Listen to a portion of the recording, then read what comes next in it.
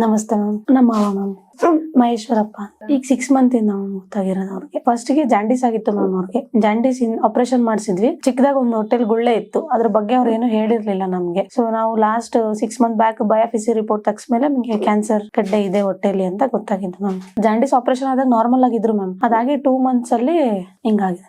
2 months ಅಷ್ಟೇ ಚೆನ್ನಾಗಿದ್ದು. 2 ತಿಂಗಳಿದ್ದಷ್ಟೇ ಅದನ್ನೇ ಜಾಸ್ತಿ ಆಗ್ಬಿಡ್ತು. ವಾಮಿಟಿಂಗ್ ಜಾಸ್ತಿ ಆಯ್ತು ಊಟ ಮ್ಯಾಮ್. ಸೇರಲ್ಲ. ಹಂಗಾಗಿ ಬೇಡ ಡಾಕ್ಟರ್ ತೋರ್ಸಿದ್ಮೇಲೆ ಬಯೋಪ್ಸಿ ರಿಪೋರ್ಟ್ ತಗ್ಸೋಣ ಅಂತ ಹೇಳಿ ಬಯೋಪ್ಸಿ ತಗ್ಸದ್ಮೇಲೆ ಅವ್ರಿಗೆ ಜಾಂಡೀಸ್ ಇದೆ ಅಂತ ಹೇಳಿ ಗೊತ್ತಾಗಿತ್ತು. ಲಿವರ್ ಕ್ಯಾನ್ಸರ್ ಅಂತ ಹೇಳಿ. ಯಾವ ಹ್ಯಾಬಿಟ್ಸ್ ಇರ್ಲಿಲ್ಲ ಮ್ಯಾಮ್ ಅವ್ರಿಗೆ. ಹೊಲದಲ್ಲಿ ಕೆಲಸ ಆಯ್ತು, ಊಟ ಮಾಡಿದ್ರು, ಅವ್ರ ಕೆಲಸ ಮಾಡಿದ್ರೆ ಮಲ್ಕೊ ಅಷ್ಟು ಬಿಟ್ರೆ ಏನು ಇರ್ಲಿಲ್ಲ, ಯಾರಿಗೂ ಇರ್ಲಿಲ್ಲ.